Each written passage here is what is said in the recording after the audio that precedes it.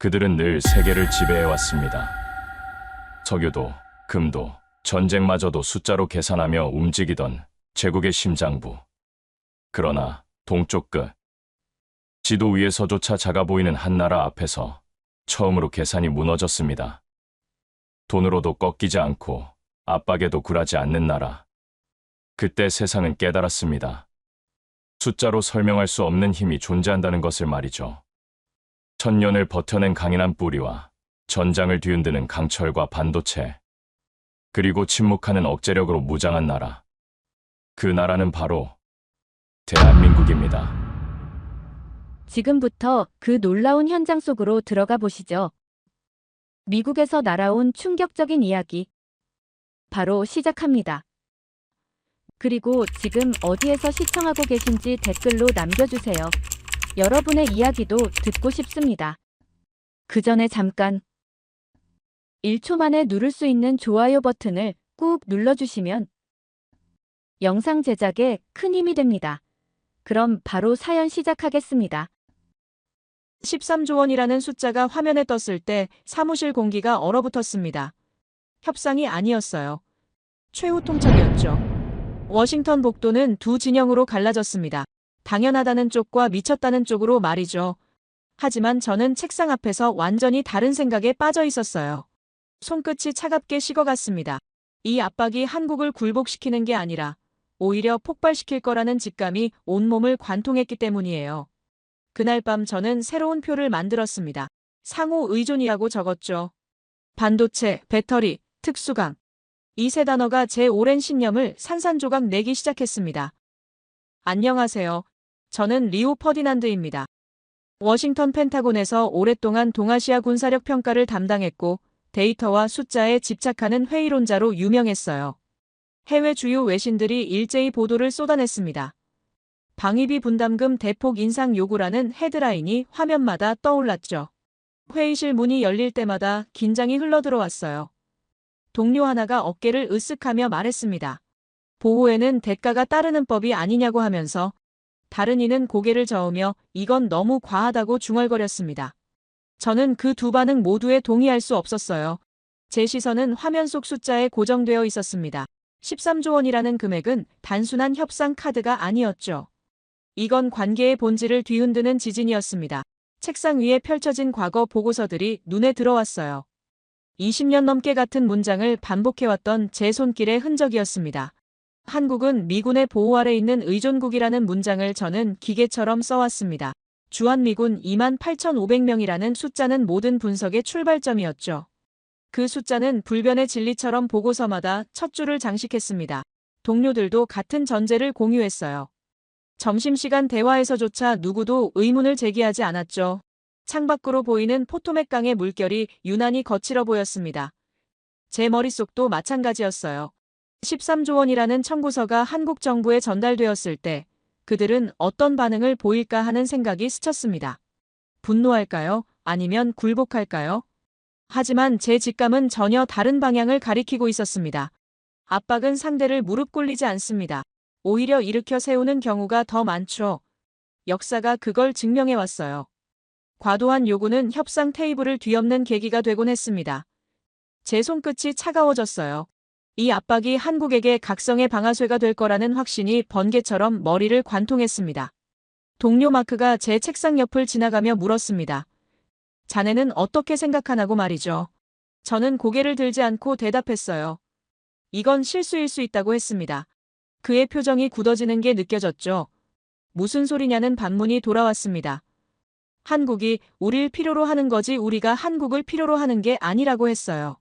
저는 천천히 고개를 들었습니다. 정말 그럴까요? 라고 되물었죠. 마크의 눈빛이 흔들렸어요. 그는 더 이상 말하지 않고 자리로 돌아갔습니다. 그날 밤 사무실에 혼자 남았습니다. 형광등 불빛 아래서 저는 새로운 분석표를 펼쳤어요. 기존의 틀을 버리기로 결심했습니다. 보호자와 피보호자라는 이분법적 구조를 지워버렸죠. 대신 상호 의존이라는 제목을 적었습니다. 손이 떨렸어요. 20년 경력을 부정하는 순간이었으니까요. 하지만 멈출 수 없었습니다. 첫 번째 항목에 반도체라고 적었고 두 번째는 배터리였습니다. 세 번째로 특수강을 기록했어요. 이 세 단어가 의미하는 바를 저는 너무나 잘 알고 있었습니다. 미국 첨단 산업의 혈관을 흐르는 피였죠. 데이터 센터가 돌아가려면 한국산 메모리가 필요했습니다. 전기차 혁명에는 한국 배터리 기술이 필수였어요. 방산 장비의 핵심 소재는 한국 특수강 없이는 완성될 수 없었죠. 숫자를 찾아보기 시작했습니다. 미국 IT 기업들의 한국 메모리 의존도를 계산했어요. 그래프가 완성되자 충격적인 그림이 나타났습니다. 실리콘밸리의 심장박동이 한국에서 시작되고 있었죠. 배터리 분야는 더 극적이었습니다. 전기차 전환을 추진하는 미국 자동차 업계가 한국 기술에 얼마나 의존하는지가 수치로 명확히 드러났어요. 이건 단순한 부품 공급이 아니었습니다. 미래 산업의 생사를 쥔 전략 자산이었죠. 특수강 데이터를 펼쳤을 때는 손이 떨렸습니다. 미국 방산 기업들이 생산하는 핵심 장비들의 소재 출처를 추적했어요. 놀랍게도 상당 부분이 한국에서 공급되고 있었죠. 이건 군사동맹의 의미를 완전히 뒤집는 발견이었습니다. 그래프 선들이 교차하는 지점을 바라보며 깨달았습니다. 우리가 한국을 일방적으로 보호하는 게 아니라 서로가 서로를 필요로 하는 구조였어요. 13조 원이라는 청구서는 이 균형을 무너뜨릴 수 있는 폭탄이었습니다. 시계를 보니 새벽 2시였습니다. 커피가 식어 있었지만 손을 뗄 수 없었어요. 보고서 초안에 조심스럽게 한 문장을 적어 넣었습니다. 미군 의존 서사의 종말이 시작되었다고 말이죠. 물론 물음표를 붙였습니다. 하지만 그건 호기심이 아니라 확신에 가까운 질문이었어요. 동료들에게 이 자료를 보여줄 수 있을까 고민했습니다. 반발이 거셀 게 뻔했죠. 20년간 유지해온 분석 틀을 송두리째 뒤집는 내용이었으니까요. 하지만 데이터는 거짓말을 하지 않습니다. 숫자가 말하고 있었어요. 관계의 본질이 이미 변했다고 말이죠. 창밖이 밝아오기 시작했습니다. 워싱턴의 새벽 하늘이 회색빛으로 물들어가고 있었어요. 저는 마우스를 움직여 파일을 저장했습니다. 제목을 달았죠. 재평가, 한미 관계의 상호 의존 구조라고 말입니다. 이 보고서가 어떤 파장을 일으킬지 알 수 없었습니다. 하지만 한 가지는 확실했어요. 13조 원이라는 청구서는 한국을 굴복시키는 게 아니라 각성시킬 거라는 사실 말입니다. 압박이 강할수록 반발도 강해지는 법이죠. 그리고 한국은 이제 반발할 수 있는 힘을 갖추고 있었습니다. 제20년 신념이 흔들리고 있었습니다. 아니, 정확히는 무너지고 있었어요. 하지만 그게 두렵지 않았습니다. 오히려 해방감이 들었죠. 진실에 한 걸음 더 가까워지는 기분이었으니까요. 압박은 협상이 아니라 명령이었습니다. 워싱턴에서 날아온 문서에는 단 한 줄의 여지도 없었죠. 1년에 13조 원을 내거나 주둔 규모를 재검토하겠다는 내용이었습니다. 회의실 공기가 무거워졌어요. 누군가는 이게 정상적인 협상 전략이라고 했지만 제 눈에는 전혀 달라 보였습니다. 며칠 뒤 고위급 회의가 소집되었습니다. 참석자들의 표정이 갈라져 있었어요. 절반은 단호했고 절반은 불편해 보였습니다. 한 고위 관계자가 발언했죠. 보호에는 대가가 따른다고 했습니다. 차갑고 계산적인 목소리였어요. 감정의 흔들림이 전혀 없는 톤이었습니다. 마치 장기판의 말을 움직이듯 숫자만 계산하는 사람처럼 들렸죠. 그는 계속 말했습니다. 한국의 경제 규모를 고려하면 충분히 부담 가능한 금액이라고 했어요. 수치를 나열하며 논리적으로 설명했습니다. 하지만 그 논리 속에는 상대의 입장이라는 게 존재하지 않았죠. 오직 우리의 이익만 계산되어 있었습니다. 저는 그 순간 등골이 서늘해지는 걸 느꼈어요. 회의실 한쪽에서 다른 목소리가 나왔습니다. 이건 과도하다는 의견이었죠. 동맹 관계를 훼손할 수 있다고 경고했습니다. 하지만 그 목소리는 금방 묻혔어요. 숫자와 계산이 감정과 관계를 압도했습니다. 저는 조용히 노트북을 열었습니다. 제가 밤새 작성한 분석표를 다시 들여다봤어요. 상호 의존이라는 제목 아래 빼곡히 적힌 데이터들이 눈에 들어왔습니다. 이 압박이 어떤 결과를 낳을지 제 머릿속에서는 이미 시뮬레이션이 돌아가고 있었죠. 압박받은 나라는 두 가지 선택을 합니다. 굴복하거나 독립하거나 말이죠. 한국이 어느 쪽을 선택할지는 명확해 보였습니다. 경제 규모도 크고 기술력도 갖췄으며 무엇보다 자존심이 강한 나라였으니까요. 13조 원이라는 청구서는 협상 카드가 아니라 결별 통지서가 될 수 있었습니다. 회의가 끝난 뒤 복도에서 한 동료를 만났습니다. 그는 한숨을 쉬며 말했어요. 이번엔 너무 세게 밀어붙이는 것 같다고 했죠. 저도 같은 생각이었습니다. 하지만 입 밖으로 꺼내기 조심스러웠어요. 이미 결정된 방향에 반대하는 건 경력에 도움이 되지 않았으니까요. 사무실로 돌아와 데이터를 더 깊이 파헤치기 시작했습니다. 한국이 미국 공급망에서 차지하는 비중을 산업별로 세분화했어요. 반도체 분야부터 시작했습니다. 메모리 반도체 시장에서 한국 기업들의 점유율을 계산했죠. 숫자가 화면에 떴을 때 손이 멈췄습니다. 글로벌 D램 시장의 압도적인 부분을 한국이 장악하고 있었습니다. 낸드 플래시도 마찬가지였어요. 더 중요한 건 차세대 메모리인 HBM 분야였습니다. 인공지능 시대의 핵심 부품이죠. 이 분야에서 한국의 기술력과 생산 능력은 대체 불가능한 수준이었습니다. 미국 빅테크 기업들의 데이터 센터를 살펴봤습니다. 서버 한 대당 들어가는 메모리 용량을 계산했어요. 연간 증가율을 추정했습니다. 그래프가 가파르게 상승하고 있었죠. 이 모든 수요를 충족시킬 수 있는 공급처는 한정되어 있었습니다. 한국 없이는 실리콘밸리의 심장이 멈춘다는 게 과장이 아니었어요. 배터리 산업으로 넘어갔습니다. 전기차 시장의 폭발적 성장세를 분석했어요. 미국 자동차 제조사들의 전기차 전환 계획을 정리했습니다. 여기서도 한국 의존도가 극명하게 드러났죠. 배터리 셀 기술과 생산 능력에서 한국 기업들이 최상위권을 차지하고 있었습니다. 한 미국 자동차 회사의 사례를 자세히 들여다봤습니다. 전기차 생산 계획의 핵심에 한국산 배터리가 자리 잡고 있었어요. 공급 계약서를 검토하니 단순한 부품 공급이 아니었습니다. 공동 연구 개발부터 생산시설 구축까지 긴밀하게 얽혀 있었죠. 특수강 데이터가 가장 충격적이었습니다. 방산 장비에 들어가는 고강도 특수강의 출처를 추적했어요. 상당 부분이 한국에서 생산되고 있었습니다. 이건 단순한 경제 문제가 아니었죠. 안보와 직결된 사안이었습니다. 한 방산업체의 내부 문서를 입수했습니다. 거기엔 특수강 공급망 다변화 시도가 기록되어 있었어요. 하지만 품질과 납기를 동시에 만족시킬 수 있는 대체 공급처를 찾지 못했다는 내용이었습니다. 한국의 기술력과 생산 능력이 그만큼 앞서 있었던 거죠. 그래프들을 나란히 놓고 바라봤습니다. 반도체, 배터리, 특수강 세 분야 모두에서 한국은 대체 불가능한 위치를 차지하고 있었어요. 이건 단순한 무역 관계가 아니었습니다. 상호 의존을 넘어선 전략적 필수 관계였죠. 13조 원을 요구하는 게 과연 현명한 선택일까 하는 의문이 깊어졌습니다. 한국이 이 압박에 굴복하지 않고 오히려 자주 국방을 강화하는 쪽으로 방향을 틀면 어떻게 될까요? 그들이 주둔 비용을 자국 방산 육성에 투자하기 시작하면 어떤 일이 벌어질까요? 시뮬레이션을 돌려봤습니다. 한국이 연간 13조 원 규모의 예산을 방위 산업에 투입한다고 가정했어요. 이미 갖춘 기술 기반과 생산 능력을 고려하면 결과는 명확했습니다. 몇 년 안에 자주 국방 체계를 완성할 수 있는 수준이었죠. 더 깊이 파고들었습니다. 한국의 방산 기술 수준을 재평가했어요. 자주포 시스템을 살펴봤습니다. 세계 시장에서 인정받고 있는 K9 자주포의 성능 지표를 분석했죠. 사거리 정확도, 신뢰성 모든 면에서 최상위권이었습니다. 미사일 방어 체계로 넘어갔습니다. 한국이 독자 개발한 천공 시스템의 재원을 검토했어요. 요격 성공률과 대응 고도를 확인했습니다. 이건 단순한 방어 무기가 아니었죠. 다층 방어 체계의 핵심 구성 요소였습니다. 잠수함 건조 능력도 조사했습니다.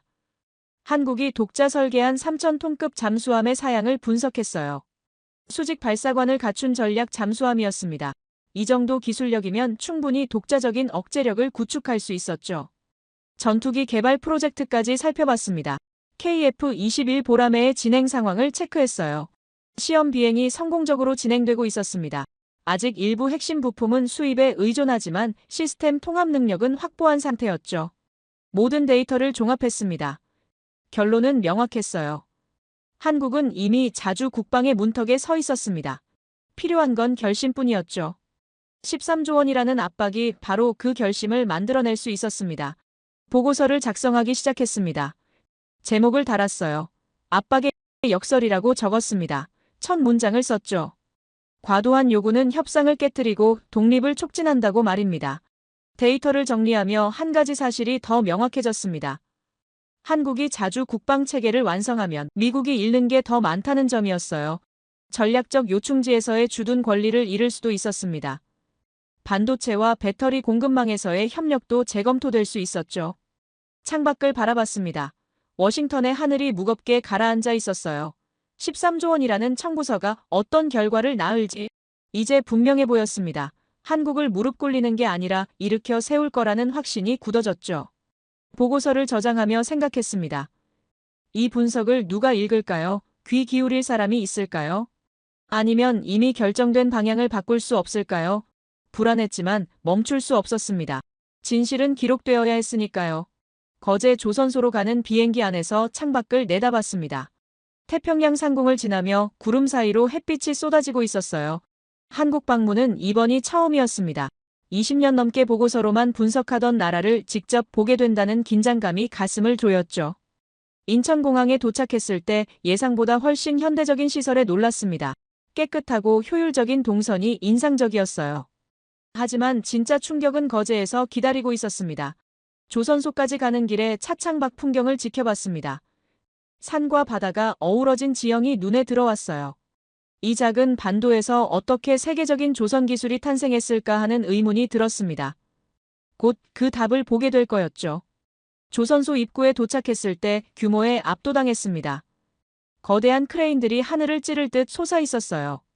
부두 쪽으로 걸어가는 동안 용접 불꽃이 사방에서 튀고 있었습니다. 작업자들이 일사불란하게 움직이는 모습이 마치 거대한 유기체처럼 보였죠.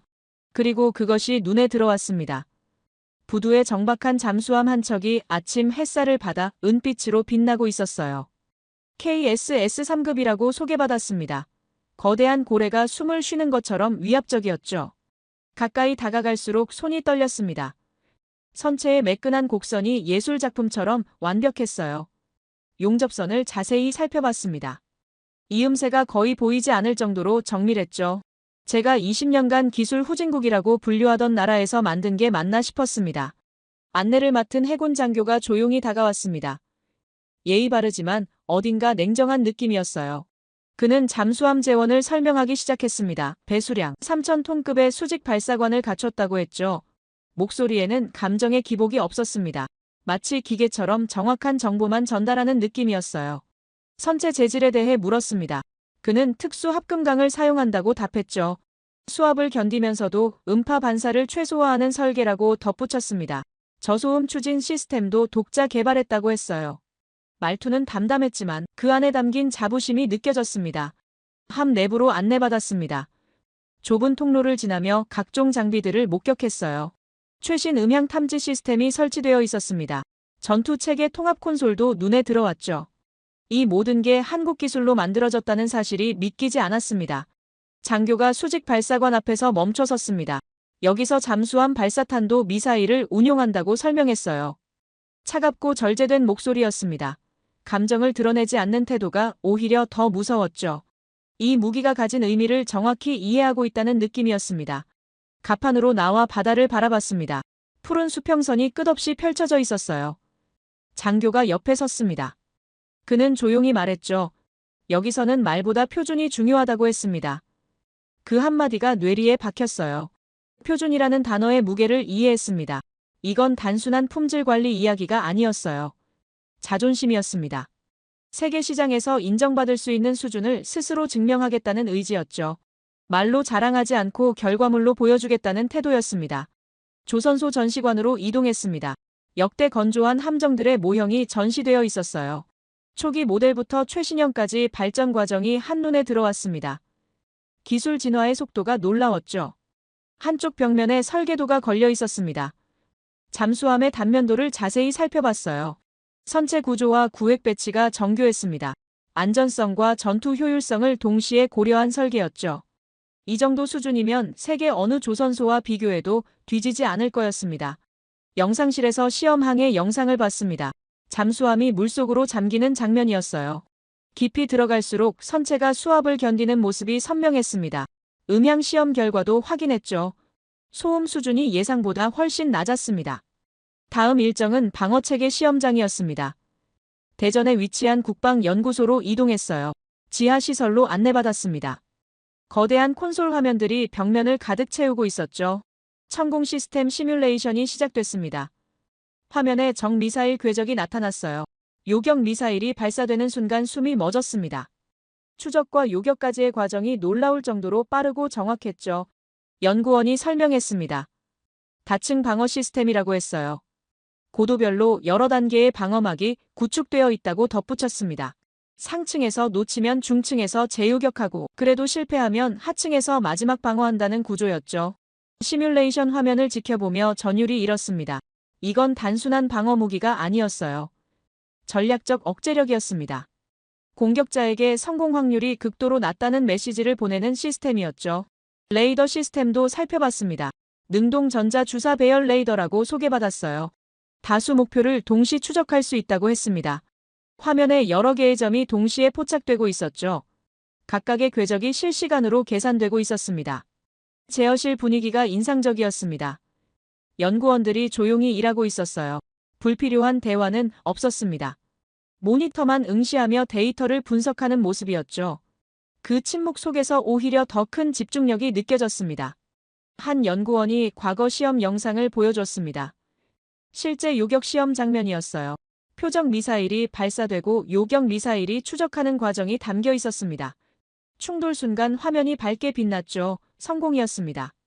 연구원의 표정을 살폈습니다. 자부심이 역력했지만 겸손했어요. 아직 완벽하지 않다고 말했습니다. 계속 개선 중이라고 덧붙였죠. 이 태도가 인상 깊었습니다. 성공에 도취되지 않고 더 나은 결과를 추구하는 자세였어요. 시험장을 나오며 노트에 메모했습니다. 지도박 주권이라고 적었어요. 한국은 지도상으로는 작은 반도지만 바다 아래와 하늘 위에서는 훨씬 더 넓은 영역을 장악하고 있었습니다. 잠수함과 미사일 방어 시스템이 그 증거였죠. 호텔로 돌아오는 차 안에서 생각에 잠겼습니다. 오늘 본 것들이 제 20년 분석을 완전히 뒤집고 있었어요. 한국은 더 이상 보호받는 나라가 아니었습니다. 스스로를 지킬 능력을 갖춘 나라였죠.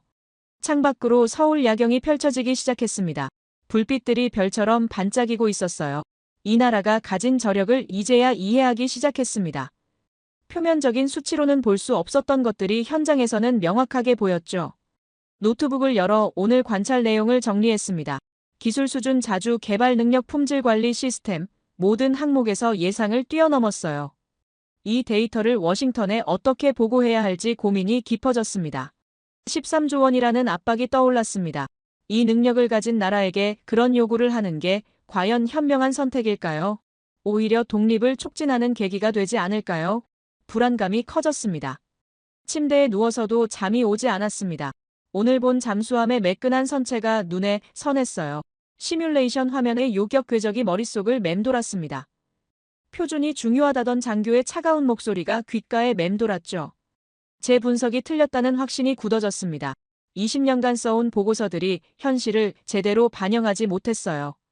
한국은 이미 자주 국방의 문턱을 넘어섰습니다.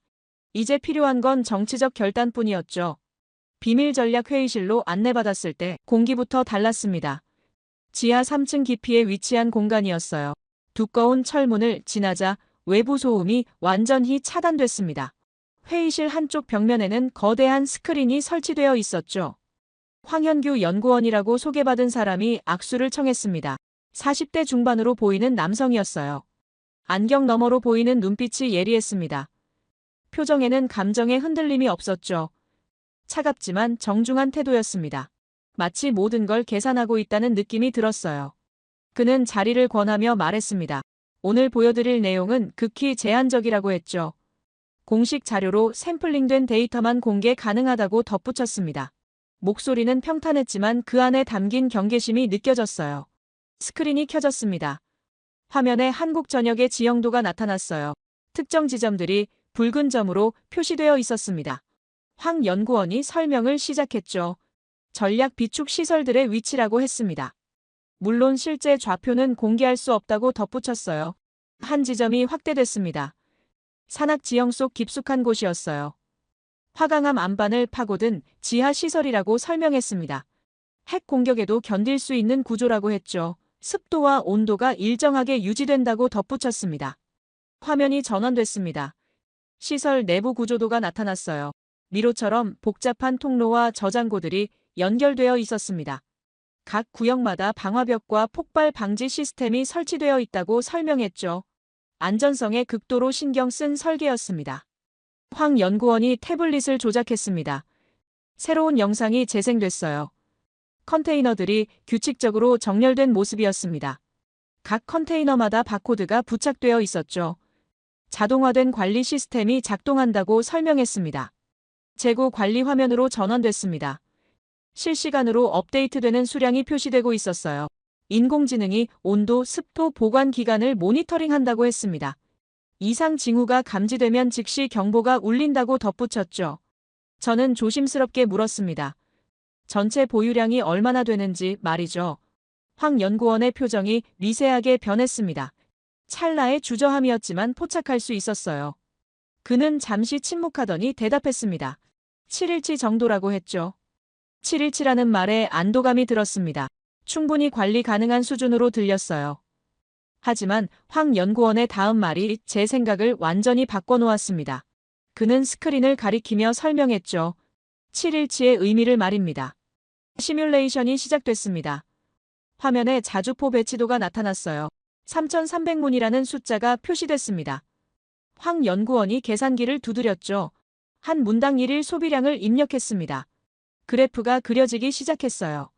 숫자들이 화면을 채워갔습니다. 시간당 발사 가능 탄수가 계산됐어요. 하루 24시간 연속 사격을 가정했습니다. 일주일이 아니라 45일이라는 숫자가 나타났죠. 제 심장이 빠르게 뛰기 시작했습니다. 황 연구원이 덧붙였습니다. 이건 전력 사격 기준이라고 했어요. 실제 전투에서는 더 오래 버틸 수 있다고 설명했습니다. 목소리는 여전히 평탄했지만 그 안에 담긴 의미는 충격적이었죠. 다른 화면이 열렸습니다. 비교 데이터였어요. 미국과 유럽 주요국들의 포탄 보유량이 나열되어 있었습니다. 합산해도 100만 발 남짓이었죠. 그 옆에 한국의 수치가 표시됐습니다. 340만 발이라는 숫자였어요. 손이 떨렸습니다. 717라는 표현이 겸손함을 넘어선 전략적 기만처럼 느껴졌어요. 실제로는 세계 어느 나라와 비교해도 압도적인 물량이었습니다. 황 연구원의 차갑고 계산적인 태도가 이제 이해됐죠. 생산 능력 데이터가 추가됐습니다. 연간 증산량이 표시됐어요. 매년 20만 발씩 추가로 비축된다고 했습니다. 소비량보다 생산량이 많다는 의미였죠. 재고가 줄어드는 게 아니라 계속 늘어나고 있었습니다. 황 연구원이 또 다른 시뮬레이션을 실행했습니다. 전면전 시나리오였어요. 화면에 포격 패턴이 펼쳐졌습니다. 파상 공격이 몇 주간 지속되는 모습이었죠. 탄약 소진율이 그래프로 표시됐습니다. 놀라운 건 그래프가 바닥에 닿지 않는다는 점이었습니다. 45일이 지나도 여유분이 남아 있었어요. 황 연구원이 설명했습니다. 예비 비축분까지 고려하면 더 오래 버틸 수 있다고 했죠. 품질 관리 시스템으로 화면이 전환됐습니다. 각 포탄의 생산 이력이 데이터베이스에 저장되어 있었어요. 제조 날짜 검수 기록 보관 환경까지 추적 가능했습니다. 인공지능이 노후화 예측까지 한다고 설명했죠. 불량률 데이터를 확인했습니다. 놀라울 정도로 낮았어요. 엄격한 품질 검사 시스템 덕분이라고 했습니다. 황 연구원의 목소리에 처음으로 감정이 실렸습니다. 자부심이었죠. 하지만 곧 다시 평탄해졌습니다. 물류 시스템 영상이 재생됐습니다. 자동화된 운반 장비들이 움직이고 있었어요. 컨테이너가 정확한 위치로 이동하는 모습이었습니다. 사람 손을 거치지 않고 전산으로 관리된다고 했죠. 비상상황 대응 시나리오도 시뮬레이션 됐습니다. 특정 저장고가 피격당했다고 가정했어요. 즉시 다른 구역에서 보급이 이루어지는 시스템이었습니다. 단일 지점 파괴로는 전체 체계가 무너지지 않는 구조였죠. 황 연구원이 마지막 화면을 띄웠습니다. 향후 10년 계획이었어요. 생산 목표와 비축 목표가 그래프로 표시되어 있었습니다. 곡선이 가파르게 상승하고 있었죠. 이건 단순한 방어 준비가 아니었습니다. 제가 물었습니다. 이 정도면 충분하지 않냐고 말이죠. 황 연구원이 고개를 저었습니다. 충분하다는 기준은 없다고 대답했어요. 상대가 포기할 때까지 준비해야 한다고 덧붙였습니다. 그 말투에서 냉혹함이 느껴졌죠. 회의실을 나오며 복도에서 멈춰섰습니다. 머리가 복잡했어요. 오늘 본 데이터들이 제 인식을 완전히 뒤집고 있었습니다. 한국은 방어 준비를 넘어서 억제력 구축 단계에 있었죠. 717라는 표현의 진짜 의미를 이제 알았습니다. 겸손함이 아니라 전략이었어요. 실제 능력을 숨기면서 상대를 안심시키는 동시에 필요할 때 압도적인 화력을 보여줄 수 있는 구조였습니다. 엘리베이터를 타고 올라오며 생각했습니다. 13조 원을 요구하는 게 얼마나 위험한 선택인지 말이죠. 한국이 이 돈을 자체 방산에 투자하기 시작하면 몇 년 안에 완전한 자주 국방 체계를 갖출 수 있었습니다. 황 연구원의 차갑고 계산적인 태도가 떠올랐습니다. 감정을 드러내지 않으면서도 모든 걸 통제하려는 그 자세가 불편했어요. 하지만 동시에 인상적이었습니다. 이런 사람들이 국가 안보를 책임지고 있다는 사실이 말이죠. 노트북을 열어 오늘 내용을 정리했습니다. 340만 발이라는 숫자를 적었어요. 45일 연속 전력 사격 가능이라고 덧붙였습니다. 연간 20만 발 증산이라는 항목도 추가했죠. 이 데이터들이 의미하는 바는 명확했습니다. 한국은 더 이상 미군의 포탄 지원이 필요 없었어요. 오히려 역으로 공급할 수 있는 능력을 갖췄습니다. 실제로 우크라이나 전쟁에서 그런 사례가 있었다고 들었죠. 보고서 제목을 수정했습니다. 7일치의 역설이라고 적었어요. 겸손함 뒤에 숨은 압도적 능력에 대한 분석이었습니다. 이 보고서가 워싱턴에 어떤 반응을 일으킬지 예측할 수 없었죠. 창밖으로 서울 야경이 보였습니다. 불빛들이 반짝이고 있었어요. 저 도시 아래 어딘가에 340만 발의 포탄이 잠들어 있다는 사실이 비현실적으로 느껴졌습니다. 하지만 그건 엄연한 현실이었죠. 침묵하는 억제력이라는 문구가 떠올랐습니다. 노트에 적었어요. 한국의 방위 전략을 한마디로 표현하는 말이었습니다. 말하지 않지만 준비되어 있고 보여주지 않지만 존재하는 힘이었죠. 방산 공장으로 향하는 차 안에서 자료를 훑어봤습니다. 유럽 국가들의 한국형 방산 도입 계약서 목록이었는데 폴란드가 자주포 672문을 주문했다는 기록이 눈에 들어왔어요. 노르웨이와 핀란드도 목록에 있었고 단순한 무기 거래로는 설명되지 않는 규모였습니다. 공장 정문을 통과하자 거대한 건물들이 펼쳐졌는데 조립동, 시험동, 품질관리동이 질서정연하게 배치되어 있었어요. 안내를 맡은 담당자가 먼저 전시관으로 안내했고 벽면에 수출 실적이 연도별로 정리되어 있었습니다. 그래프가 인상적이었습니다.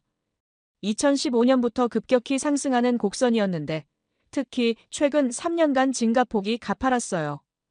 담당자가 설명했습니다. 우크라이나 전쟁 이후 유럽의 수요가 폭증했다고 했는데 목소리는 침착했지만 그 안에 담긴 자신감이 느껴졌어요. 조립동으로 이동했습니다. 문이 열리자 거대한 공간이 나타났는데 자동화 라인이 끝없이 이어져 있었어요. 로봇 팔들이 정밀하게 움직이며 부품을 조립하고 있었고 사람은 거의 보이지 않았습니다. 모니터를 지켜보는 관리자 몇 명뿐이었어요. 한 라인에서 자주포가 조립되고 있었습니다. 거대한 포신이 천천히 장착되는 모습이 장관이었는데 용접 로봇이 불꽃을 튀기며 이음새를 마무리했어요. 품질 검사 장비가 밀리미터 단위로 전밀도를 측정하고 있었습니다. 담당자가 태블릿으로 생산 현황을 보여줬습니다. 실시간 데이터였는데 각 라인의 진행률이 %로 표시되고 있었어요. 납기일까지 남은 시간도 카운트다운되고 있었고 이 정도 시스템이면 지연이 발생할 여지가 거의 없어 보였습니다. 회의실로 자리를 옮겼습니다. 테이블 위에 계약서 샘플들이 놓여 있었는데 폴란드와 체결한 계약서를 열어봤어요. 두께가 상당했습니다. 단순한 무기 판매 계약이 아니었어요. 첫 장을 넘기자 항목들이 빼곡히 적혀 있었습니다. 기본 계약에는 자주포 672문 공급이 명시되어 있었는데 그 다음 페이지들이 더 중요했어요. 훈련 프로그램 제공이라는 항목이 눈에 들어왔습니다. 세부 내용을 읽어 내려갔습니다. 운용 교육, 정비 교육, 전술 교육까지 포함되어 있었는데 교육 기간은 6개월이었어요. 교관까지 파견한다는 조항도 있었습니다. 이건 단순한 무기 판매를 넘어선 것이었는데 구매국 입장에서는 무기와 함께 운용 능력까지 얻는 구조였어요. 다음 항목은 부품 공급이었습니다. 10년간 모든 소모품과 교체 부품을 공급한다는 내용이었는데 가격도 명시되어 있었어요. 합리적인 수준이었습니다. 중간에 공급이 끊길 염려가 없다는 보증이었는데 이게 얼마나 중요한 조건인지 알고 있습니까? 많은 무기 수출 계약이 납품 후 유지보수 문제로 갈등을 겪습니다. 부품 공급이 지연되거나 가격이 폭등하는 경우가 비일비재한데 한국은 이 부분을 계약서에 명확히 못 박아놓고 있었어요. 구매국이 안심하고 장비를 운용할 수 있는 환경을 만들어주는 겁니다. 기술 이전 조항이 가장 인상적이었습니다. 일부 부품의 현지 생산 기술을 이전한다는 내용이었는데 로열티 조건도 명확했어요. 이건 장기적 파트너십을 전제로 한 계약이었습니다. 단순히 무기를 팔고 끝나는 게 아니라 구매국의 자체 방산 능력 향상까지 지원하는 구조였어요. 담당자가 설명했습니다. 유럽 국가들이 한국을 선택한 이유는 가격 때문만이 아니라고 했는데 빠른 납기가 결정적이었다고 덧붙였어요. 실제 납기 데이터를 보여줬는데 계약 체결 후 6개월 내 첫 납품이 이루어진다고 했습니다. 서방 국가들이 보통 2년에서 3년 걸리는 것과 비교하면 압도적으로 빨랐습니다. 전쟁이 임박한 상황에서 이 속도 차이가 얼마나 중요한지 아십니까? 무기를 주문했는데 3년 뒤에 받는다면 그 사이에 전쟁이 끝날 수도 있어요. 한국의 빠른 납기는 단순한 경쟁력을 넘어서 생존의 문제와 직결되는 요소였습니다. 정치적 조건이 없다는 점도 강조했습니다. 구매국의 외교 정책에 간섭하지 않는다고 했는데 무기 사용처를 제한하지도 않는다고 덧붙였어요. 이 자유로움이 많은 국가들을 끌어들이는 요인이었습니다. 서방 국가들은 무기를 팔면서 정치적 조건을 붙이는 경우가 많은데 한국은 그런 간섭을 하지 않았어요. 폴란드 계약서를 덮으며 생각했습니다. 이 두꺼운 문서가 의미하는 바가 무엇입니까? 단순한 판매 계약이었다면 몇 장이면 충분했을 거예요. 하지만 이건 장기적 관계를 약속하는 문서였습니다. 훈련 부품 기술 이전이 모두 하나의 패키지로 묶여 있었고 구매국은 무기만 사는 게 아니라 파트너를 얻는 것이었어요. 차 안에서 노트를 펼쳤습니다. 신뢰 수출이라고 적었는데 한국형 방산의 핵심 경쟁력을 한마디로 표현하는 말이었어요. 가격도 중요하고 성능도 중요하지만 결국 신뢰가 가장 비싼 무기였습니다. 조립 라인 끝에서 나온 건 금속이 아니라 약속이었다는 생각이 들었습니다. 납기 준수 품질 보증 지속적 지원. 이 모든 약속이 제품에 녹아 있었는데 유럽 국가들이 선택한 이유가 이제 명확해졌어요. 그들은 총알을 산 게 아니었습니다. 시간과 신뢰를 샀어요. 전기차 배터리 자료를 다시 꺼냈습니다. 미국 자동차 제조사들의 전기차 전환 계획을 정리했는데 모든 계획의 중심에 한국 배터리가 자리 잡고 있었어요. 공급 계약서를 검토하니 방산 계약서와 유사한 구조였습니다. 한 자동차 회사의 사례를 자세히 살펴봤습니다. 향후 10년간 배터리 전량을 한국에서 공급받는 계약이었는데 단순한 부품 공급이 아니었어요. 공동 연구 개발 조항이 포함되어 있었고 차세대 배터리 기술을 함께 개발한다는 내용이었습니다. 생산시설도 공동으로 구축한다고 명시되어 있었습니다. 이건 의존을 넘어선 결합이었는데 미국 자동차 산업의 미래가 한국 배터리 기술과 완전히 엮여 있었어요. 이 관계를 끊는다는 게 가능하기나 합니까? 배터리 기술 격차 분석 자료를 펼쳤습니다. 에너지 밀도와 충전 속도에서 한국 기술이 앞서 있었는데 안전성 테스트 결과도 우수했어요. 화재 위험을 최소화하는 설계 기술이 핵심이었고 이 부분에서 경쟁사들과의 격차가 명확했습니다. 생산 규모도 압도적이었습니다. 연간 생산 능력이 경쟁사 합계보다 많았는데 전기차 시장 전망 자료를 확인하니 향후 10년간 전기차 판매가 5배 이상 증가한다는 예측이었어요. 이 수요를 감당할 수 있는 배터리 공급처가 제한적이었습니다. 한국이 없으면 전기차 혁명 자체가 지연될 수밖에 없는 구조였습니다. 미국이 추진하는 친환경 정책의 성패가 한국 배터리 산업에 달려 있었는데 이걸 이해하고도 13조 원을 일방적으로 요구할 수 있습니까? 노트에 추가로 적었습니다. 방산은 신뢰를 팔고 배터리는 미래를 판다고 썼는데 두 산업 모두 단순한 제품 판매를 넘어선 전략적 파트너십을 구축하고 있었어요. 한국의 접근 방식이 일관되게 유지되고 있었습니다. 워싱턴으로 돌아가면 이 내용을 어떻게 보고해야 할지 고민이 깊어졌습니다. 한국형 방산과 배터리 산업의 성공은 단순한 산업 성과가 아니었는데 외교 전략이자 안보 전략이었어요. 경제력을 전략 자산으로 전환하는 능력을 보여주고 있었습니다. 호텔로 돌아와 보고서를 작성하기 시작했습니다. 제목을 달았는데 신뢰를 파는 나라라고 적었어요. 첫 문장을 썼습니다. 한국은 무기와 배터리가 아니라 파트너십을 수출하고 있다고 말이죠. 사무실로 돌아온 첫날 책상이 자료로 뒤덮여 있었습니다. 동료가 전해준 산업 분석 보고서들이었어요. 반도체 산업 동향이라는 제목이 눈에 들어왔습니다. 무심코 첫 장을 넘겼는데 그 순간부터 제 손이 멈추지 않았습니다. HBM이라는 단어가 반복해서 등장했습니다. 고대 역폭 메모리라는 설명이 붙어 있었어요. 인공지능 시대의 핵심 부품이라고 적혀 있었죠. 다음 페이지를 넘기자 시장 점유율 그래프가 나타났는데 숫자가 충격적이었습니다. 글로벌 HBM 시장에서 한국 기업들이 차지하는 비중이 90%를 넘었어요. 경쟁사들은 한참 뒤처져 있었습니다. 디램과 낸드 플래시 시장도 비슷한 상황이었습니다. 70% 이상의 점유율을 기록하고 있었는데 이건 독점에 가까운 수준이었죠. 한국 없이는 메모리 시장 자체가 성립하지 않는 구조였습니다. 미국 빅테크 기업들의 데이터 센터 현황 자료를 펼쳤어요. 서버 사양을 하나씩 확인하면서 메모리 용량이 기하급수적으로 증가하고 있다는 걸 발견했습니다. 공급처를 추적했을 때 놀라운 사실이 드러났습니다. 실리콘밸리 주요 기업들의 데이터 센터에 들어가는 메모리 대부분이 한국산이었어요. 한 테크 기업의 내부 문서를 입수했는데 메모리 공급망 다변화 시도가 기록되어 있었습니다. 하지만 결론은 실패였어요. 대체 공급처를 찾을 수 없다는 내용이었는데 기술 격차가 너무 컸기 때문이었습니다. 생산 공정 데이터를 분석하면서 더 깊은 이해가 생겼습니다. 한국 기업들의 수율이 압도적이었는데 불량률이 경쟁사 대비 절반 이하였어요. 이 차이가 가격 경쟁력과 직결되면서 같은 품질을 더 저렴하게 공급할 수 있는 구조를 만들어냈습니다. 차세대 HBM 개발 현황도 확인했는데 여기서도 한국이 선두를 달리고 있었어요. 경쟁사들이 따라잡으려면 최소 2년은 걸릴 거라는 분석이었습니다. 클린룸 영상을 찾아봤습니다. 한국 반도체 공장의 내부 모습이었는데 방진복을 입은 연구원들이 조심스럽게 움직이고 있었어요. 먼지 한 톨 없는 환경에서 웨이퍼가 제조되는 과정이 담겨 있었습니다. 수백 개의 공정을 거치는 모습이었는데 각 단계마다 정밀한 검사가 이루어졌습니다. 패키징 공정에서는 HBM 칩들이 층층이 쌓이는 과정을 볼 수 있었어요. 3차원 적층 기술이라고 설명되어 있었는데 이 기술이 성능을 비약적으로 향상시킨다고 했습니다. 인공지능 기업들의 수요 예측 자료가 더 놀라웠습니다.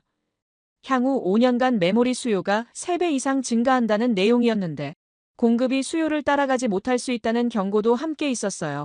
이 격차를 메울 수 있는 곳은 한국뿐이었습니다. 생산 능력 확장 계획을 확인했는데 대규모 투자가 진행 중이었고 신규 공장 건설도 예정되어 있었습니다. 실리콘밸리의 심장이 한국에서 뛰고 있다는 표현이 과장이 아니었어요. 데이터 센터 하나가 멈추면 수백억 달러의 손실이 발생하는 구조였습니다. 전기차 배터리 자료로 넘어갔습니다. 미국 자동차 제조사들의 전기차 전환 계획을 정리했는데 모든 계획의 중심에 한국 배터리가 자리 잡고 있었어요. 공급 계약서를 검토하니 장기 계약들이었습니다. 한 자동차 회사의 사례가 특히 인상적이었는데 향후 10년간 배터리 전량을 한국에서 공급받는 계약이었습니다. 계약서 세부 내용을 살펴봤습니다. 단순한 부품 공급이 아니었어요. 공동 연구 개발 조항이 포함되어 있었는데 차세대 배터리 기술을 함께 개발한다는 내용이었습니다. 생산 시설도 공동으로 구축한다고 명시되어 있었어요. 이건 의존을 넘어선 결합이었습니다. 미국 자동차 산업의 미래가 한국 배터리 기술과 완전히 엮여 있었죠. 배터리 기술 격차 분석 자료를 펼쳤습니다. 에너지 밀도와 충전 속도에서 한국 기술이 앞서 있었어요. 안전성 테스트 결과도 우수했습니다. 화재 위험을 최소화하는 설계 기술이 핵심이었는데 이 부분에서 경쟁사들과의 격차가 명확했습니다. 생산 규모도 압도적이었어요. 연간 생산 능력이 경쟁사 합계보다 많았습니다. 전기차 시장 전망 자료도 확인했습니다. 향후 10년간 전기차 판매가 5배 이상 증가한다는 예측이었어요. 이 수요를 감당할 수 있는 배터리 공급처가 제한적이었습니다. 한국이 없으면 전기차 혁명 자체가 지연될 수밖에 없는 구조였죠. 미국이 추진하는 친환경 정책의 성패가 한국 배터리 산업에 달려 있었습니다. 특수강 데이터를 다시 펼쳤습니다. 방산 장비에 들어가는 소재 출처를 재확인했는데 한국산 특수강 비중이 예상보다 훨씬 높았어요. 고강도 특수강 분야에서 한국의 기술력이 세계 최상위권이었습니다. 한 방산 업체의 조달 기록을 분석했는데 핵심 장비에 들어가는 특수강 대부분이 한국산이었습니다. 대체재를 찾기 어려운 이유를 파고들었습니다. 강도와 내구성을 동시에 만족시키는 특수강 제조가 까다로웠어요. 열처리 공정 기술이 핵심이었는데 한국 기업들이 수십 년간 축적한 노하우가 있었습니다. 품질 편차도 매우 작았어요. 대량 생산에도 일정한 품질을 유지할 수 있다는 게 강점이었습니다. 방산 장비 제조 일정을 추적했습니다. 특수강 공급이 지연되면 전체 생산 계획이 무너지는 구조였어요. 한 사례에서는 대체 공급처를 찾으려다 품질 문제로 실패한 기록이 있었습니다. 결국 한국산으로 돌아올 수밖에 없었죠. 이건 단순한 경제 문제가 아니었습니다. 안보와 직결된 사안이었어요. 새로운 차트를 만들기 시작했습니다. 제목을 달았어요. 총알과 칩이라고 적었습니다. 포탄 보유량 데이터와 반도체 생산 능력을 나란히 배치했는데 묘한 대칭이 느껴졌습니다. 세로축에는 전략적 가치를 표시했고 가로축에는 대체 가능성을 놓았습니다. 포탄은 전략적 가치가 최상위였지만 대체 가능성도 존재했습니다. 다른 나라들도 생산할 수 있었죠. 하지만 반도체는 달랐습니다. 전략적 가치는 포탄과 동등한데 대체 가능성은 거의 없었어요. 그래프상에서 반도체점이 훨씬 더 극단적인 위치에 찍혔습니다. 배터리와 특수강을 추가하자 한국의 전략 자산 포트폴리오가 완성됐습니다. 글로벌 공급망 지도를 펼쳤습니다. 한국에서 시작된 화살표들이 전 세계로 뻗어나가고 있었는데 미국, 유럽, 아시아 모든 대륙이 연결되어 있었어요. 이 지도와 군사 배치도를 겹쳐봤을 때 묘한 일치점이 보였습니다. 주한미군이 주둔하는 전략적 요충지와 반도체 공급망의 중심이 같은 위치였어요. 우연이 아니었습니다. 13조 원 요구가 다시 떠올랐습니다. 이 공급망 구조를 흔들 수 있는 결정이었어요. 시뮬레이션을 돌려봤는데 한국이 반도체 수출을 30%만 줄여도 글로벌 IT 산업이 마비된다는 결과가 나왔습니다. 전기차 생산도 멈출 수밖에 없었고 방산 장비 제조도 차질이 빚어졌습니다. 포탄은 대포를 살리고 반도체는 세계를 살린다는 문장을 노트에 적었습니다. 한국의 전략적 위치를 완벽하게 요약하는 말이었어요. 클린룸에선 총성이 없지만 전쟁보다 치열한 경쟁이 벌어지고 있었습니다. 그 경쟁에서 한국이 이기고 있었죠. 보고서를 작성하기 시작했습니다. 제목을 달았어요. 칩이 곧 총알이라고 적었습니다. 21세기 전쟁은 클린룸에서 시작된다는 문장을 첫 줄에 넣었습니다. 한국이 장악한 세 가지 영역이 미국의 미래를 좌우하고 있다는 분석이었습니다. 워싱턴으로 돌아온 지 일주일이 지났는데 책상 위에는 완성된 보고서 초안이 놓여 있었어요. 200페이지가 넘는 분량이었습니다. 표지를 열면 제목이 보였는데 동맹의 재정이라고 적혀 있었죠. 부제는 보호에서 파트너십으로였습니다. 첫 장을 넘겼습니다. 기존 분석 틀을 완전히 뒤집은 내용이었는데 의존국이라는 항목을 지워버렸어요. 대신 상호 의존이라는 새로운 카테고리를 만들었고 그 아래 반도체 배터리 특수강을 배치했습니다. 포탄 보유량 데이터도 포함시켰는데 340만 발이라는 숫자와 함께 45일 연속 전력 사격 가능이라는 분석을 넣었죠. 잠수함과 미사일 방어체계 자료도 추가했습니다. 한국형 방산 수출 실적과 계약 구조도 상세히 기록했어요. 그래프들을 다시 확인하는데 총알과 칩이라는 제목의 차트가 핵심이었습니다.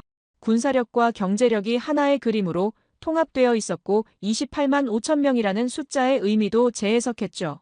상사에게 보고서를 제출하기로 했습니다. 회의실로 들어갔을 때 그가 창가에 서서 포토맥강을 내려다보고 있었어요. 제 발소리를 듣고 돌아섰는데 표정이 무거웠습니다. 보고서를 건넸고 그는 표지를 보더니 눈썹을 치켜 올렸죠. 동맹의 재정이라는 제목이 마음에 들지 않는다는 표정이었습니다. 첫 장을 넘기기 시작했는데 몇 페이지를 읽더니 고개를 들었어요. 그의 목소리가 차가웠습니다. 20년간 유지해온 분석 틀을 왜 바꾸려 하는지 물었는데 감정의 흔들림이 전혀 없는 톤이었죠. 마치 기계처럼 논리만 따지는 사람 같았습니다. 제가 현장에서 본 것들을 설명하기 시작했어요. 잠수함 이야기를 꺼냈는데 거제 조선소에서 본 선체의 정밀도와 기술 수준을 설명했습니다. 포탄고 시뮬레이션 결과도 이야기했고 45일이라는 숫자가 의미하는 바를 강조했죠. 하지만 그의 표정은 변하지 않았어요. 반도체 데이터를 펼쳐 보이며 HBM 시장 점유율 90%라는 수치를 가리켰습니다. 미국 IT 기업들의 의존도를 설명했는데 대체 불가능하다는 점을 강조했죠. 그제야 그의 눈빛이 미세하게 흔들렸습니다. 하지만 곧 차가운 목소리가 돌아왔어요. 그럼 우리가 어떻게 하자는 건지 물었고 13조 원 요구를 철회하자는 건지 되물었습니다. 계산적이고 냉정한 태도였는데 이 사람에게는 관계보다 숫자가 중요해 보였죠. 제가 답했습니다. 요구를 철회하자는 게 아니라 협상 방식을 바꾸자는 거라고 설명했어요. 압박이 아니라 대화로 접근해야 한다고 말했는데 상대의 능력을 인정하는 것부터 시작해야 한다고 덧붙였습니다. 그가 보고서를 덮으며 이건 정치적으로 받아들여지기 어렵다고 말했죠. 최고 위급 기관에서 이미 방향을 정했다고 했는데 이제 와서 틀을 바꾸면 혼란만 가중된다는 논리였습니다. 목소리는 여전히 평탄했지만 거부의 의미는 명확했어요. 제가 물었습니다.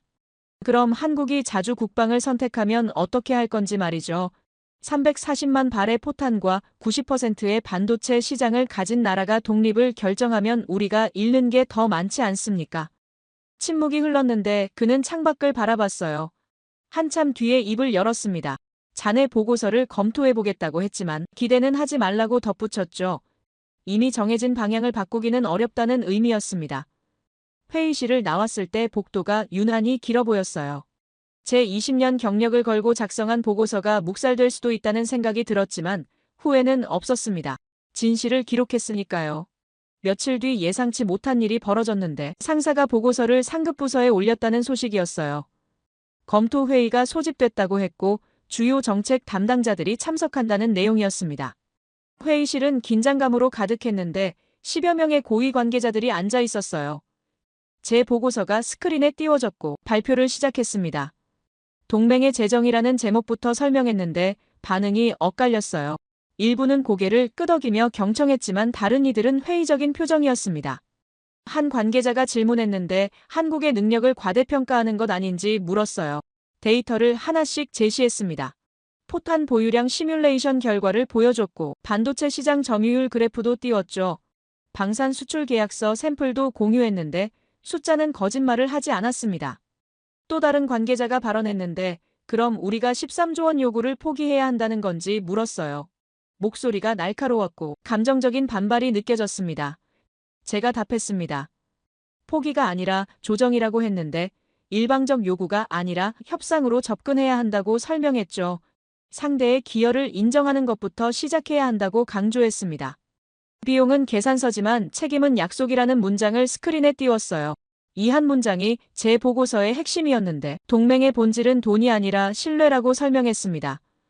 한국이 제공하는 전략적 가치를 숫자로만 환산할 수 없다고 덧붙였죠. 회의실 공기가 조금씩 변하기 시작했는데 몇몇 관계자들이 진지하게 메모하고 있었어요. 그래프들이 설득력을 발휘하고 있었는데 특히 반도체 의존도 데이터가 강력했습니다. 한 고위 관계자가 입을 열었는데 그는 최고 위급 기관과 가까운 인물이었어요. 이 분석이 흥미롭다고 말했지만 정치적으로 민감하다고 덧붙였습니다. 신중한 접근이 필요하다는 의미였죠. 회의가 끝난 뒤 복도에서 몇몇 동료들이 다가왔는데 용기 있는 보고서라고 말했어요.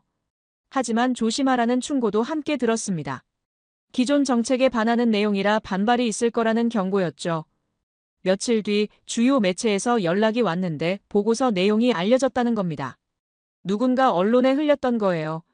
해외 외신도 관심을 보이기 시작했는데 동맹관계 재정립이라는 키워드로 기사들이 쏟아졌습니다. 국내 방송에서도 다뤄졌고 전문가들이 출연해서 재분석을 논평했어요.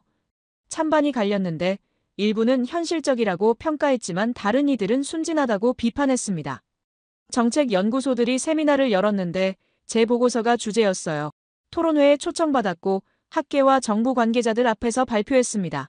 질문이 쏟아졌지만 데이터로 답할 수 있었어요. 가장 큰 변화는 내부에서 일어났는데 동료들 사이에서 논의가 시작됐습니다. 한국에 대한 재평가가 필요하다는 목소리가 나왔고 현장 방문을 제안하는 이들도 생겼죠. 상사가 다시 불렀는데 회의실에 들어가니 그의 표정이 전과 달랐어요. 자네 보고서가 파장을 일으키고 있다고 말했는데 최고 위급 기관에서도 검토 중이라고 했습니다. 그는 계속 말했어요. 정책 방향을 당장 바꿀 수는 없지만 참고 자료로 활용될 거라고 했고 한국과의 협상 테이블에서 고려 사항으로 포함될 거라고 덧붙였습니다.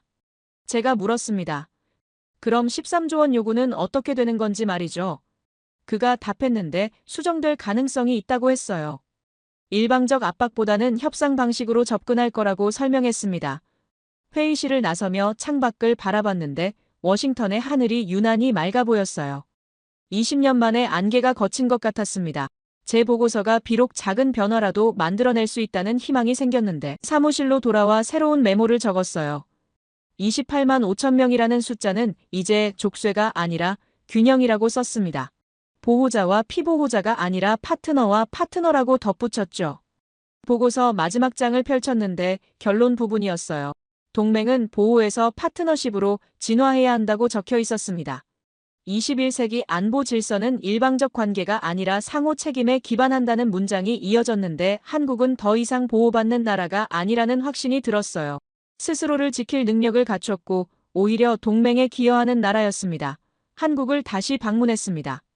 공식 일정이 아니라 개인 여행이었는데 워싱턴에서의 소용돌이가 잠시 잠잠해진 틈을 타서 떠났어요. 이번엔 보고서를 위한 분석이 아니었습니다. 제 눈으로 다시 한번 확인하고 싶었는데 지난 몇 달간 제가 내린 결론이 정말 맞는 건지 말이죠. 인천공항에 내렸을 때 공기부터 달랐습니다. 처음 왔을 때는 긴장감이 앞섰는데 이번엔 묘한 친숙함이 느껴졌어요. 서울로 향하는 길에 차창 밖을 바라보며 고층 빌딩들이 하늘을 찌르고 있는 모습을 봤는데 도로는 질서정연하게 정비되어 있었습니다. 이 나라의 저력이 어디서 나오는지 이제 알 것 같았어요. 호텔에 짐을 풀고 남산으로 향했습니다. 저녁 무렵이었는데 해가 서쪽으로 기울고 있었어요. 타워까지 올라가는 케이블카 안에서 서울 전경이 펼쳐지기 시작했는데 건물들 사이로 한강이 은빛띠처럼 흐르고 있었습니다. 숨이 멎을 듯한 광경이었어요. 전망대에 도착했을 때 해가 완전히 넘어가고 있었습니다. 도시 전체에 불빛이 하나둘 켜지기 시작했는데 점점이 박힌 별처럼 반짝이는 모습이었어요.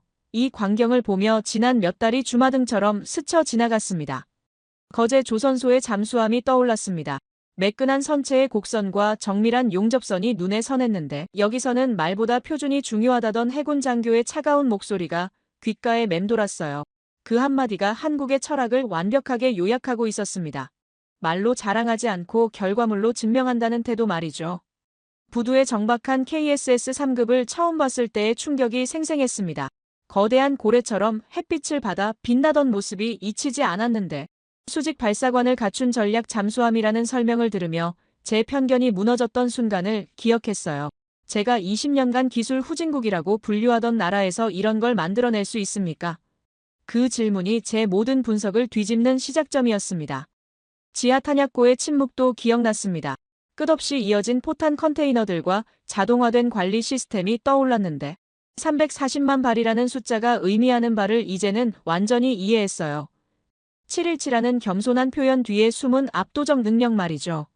황현규 연구원이 시뮬레이션을 돌리던 모습이 선명했습니다.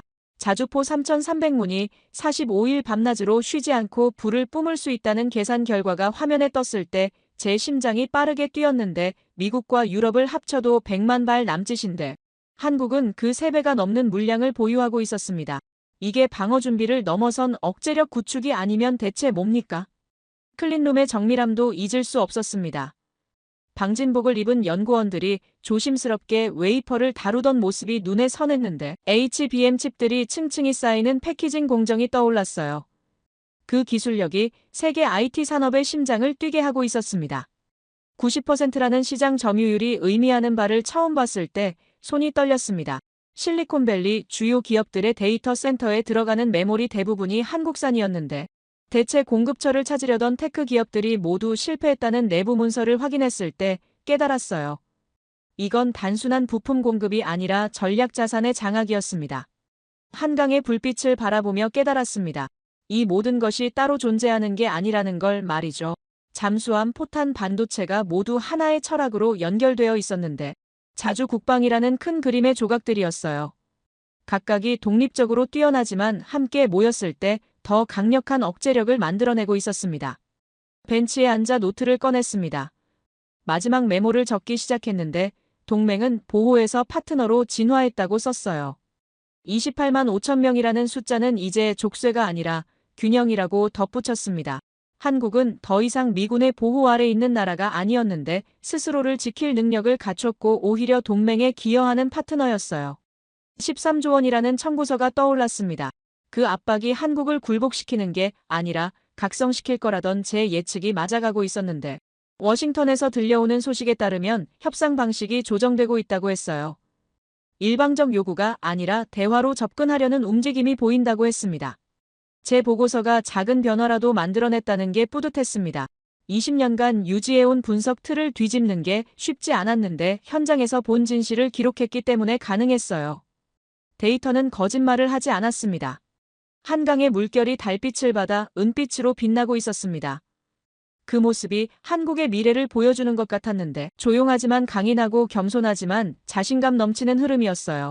저 강물처럼 한국도 자신의 길을 묵묵히 흘러가고 있었습니다. 20년 전 제가 처음 펜타곤에 출근했을 때를 떠올렸습니다.